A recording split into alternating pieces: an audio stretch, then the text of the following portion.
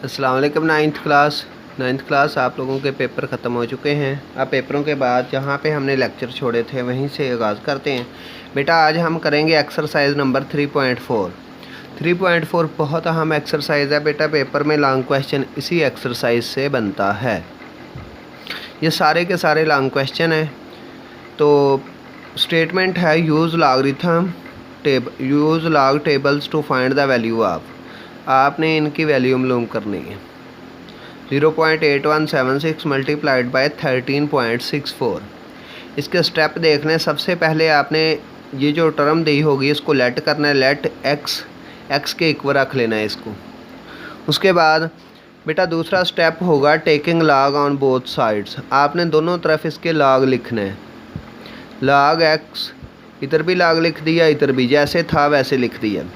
अभी तक इस स्टेप तक बेटा कोई ख़ास काम नहीं किया। पहला स्टेप दोनों तरफ लेट, फिर दूसरे स्टेप में दोनों तरफ लॉग लिख देना। उसके बाद तीसरा स्टेप होगा कि इधर इस साइड पर लॉग के रूल अप्लाई करने हैं। चेक करें लॉग और दो टर्म्स मल्टीप्लाई हो रही हैं, और हमने 3.3 में पढ़ा था अगर दो टर्म्स मल्टीप्लाई हो रही हूँ तो लॉग दोनों के साथ अलग अलग लिखें और बीच में प्लस का साइन। लॉग का पहला रूल था a क्रॉस b चेंज हो जाता है log of a plus log of b। तो बेटा हमने इनको एज इट प्लस में लिख देना है। अब बेटा यहाँ से ये वाला जो स्टेप है ये ज़रा गौर से देखना है। ये हमने लॉग मालूम करना है लॉग के टेबल से। बेटा इसको साइंटिफिक नोटेशन में लिखें।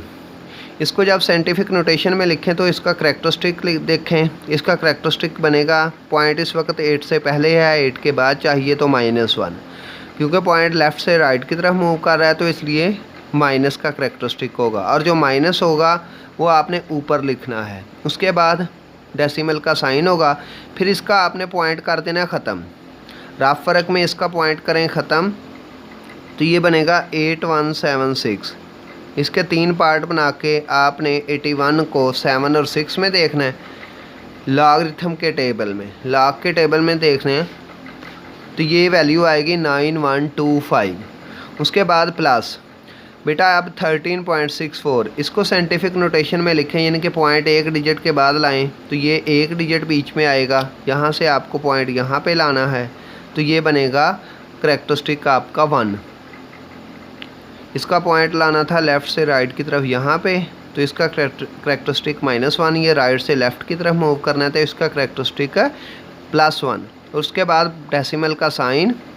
तो उसके बाद बेटा फिर आपने 13.64, इसका भी आपने कर देना है पॉइंट ख़त्म। 1364, 13 को 6 और 4 में चेक करें तो आपका बेटा मंटीसा आ जाएगा 1348। 1348 बेटा आपने लिख दिया। उसके बाद क्या करना है, ये स्टेप आपने अच्छे तरीके से, इसमें हमने करैक्टरिस्टिक भी लिखा है और मंटीसा भी लिखा है, यही मेन स्टेप है। तो जब आपकी ये वैल्यू आ जाए फिर आपने बेटा इसको हल कर देना है। बेटा ये 1 माइनस का है और ये प्लस का मंटीसा है, तो इसको आपने अलग अलग लिख लेना है। अलग अलग लिखने का तरीका कि 1 अलग लिख लें और अब ये माइनस यहाँ पे आ जाएगा, नीचे आ जाएगा। उसके बाद प्लस का साइन, क्योंकि मंटीसा हमेशा प्लस का होता है इसलिए ये आगे प्लस का साइन और ये 0.9125, यानी कि हमने करैक्टरिस्टिक और मंटीसे को अलग अलग लिख लिया है ताकि प्लस वाला पार्ट अलग हो जाए, माइनस वाला अलग। और फिर ये बेटा सारा ही प्लस का था, इसको एज इट लिख लेना है। अलग अलग सिर्फ उसको करना है जिसमें करैक्टरिस्टिक माइनस का हो, जिसमें करैक्टरिस्टिक प्लस का या 0 है उसको अलग अलग नहीं करना। उसके बाद कैलकुलेटर के ऊपर ये सारी वैल्यू लिखें। -1 प्लस 0.9125 प्लस 1.1348, तो ये सारी आपकी वैल्यू आ जाएगी हल करके 1.0473। बेटा जब लॉग की वैल्यू सारी हल करके आपके पास सिंगल डिजिट में वैल्यू आ जाए तो फिर आपने क्या करना है बेटा, फिर आपने इसको दोनों तरफ एंटी लॉग ले लेना है। Taking anti log on both side, इस तरफ भी एंटी लॉग, इस तरफ भी एंटी लॉग, ये एंटी लॉग इस लॉग से कैंसिल, तो आपके पास वैल्यू बेटा फिर आपने एंटी लॉग की वैल्यू देखनी है। एंटी लॉग की वैल्यू कैसे देखते हैं, पॉइंट लिखे रफ फ़र्क में 047 3। बेटा पॉइंट और पॉइंट के बाद वाले 4 डिजिट लिखें तो 0.04 को आपने देखना है 7 और 3 किस टेबल में, एंटी लॉग के टेबल में। पहले वैल्यू किस में देखी थी, लॉग के टेबल में। अब जब एंटी लॉग लिया तो अब एंटी लॉग के टेबल में 0.04 को 7 और 3 में, तो 7 और 3 में जब आप देखेंगे तो आपकी वैल्यू आ जाएगी 1115। 1115 जब आपकी वैल्यू आएगी तो फिर क्या करना है आपका, अब यहाँ पे देखना है करैक्टरिस्टिक कितना है। करैक्टरिस्टिक है 1 में 1 ऐड कर लें, 1 + 1 ये बन जाएगा 2।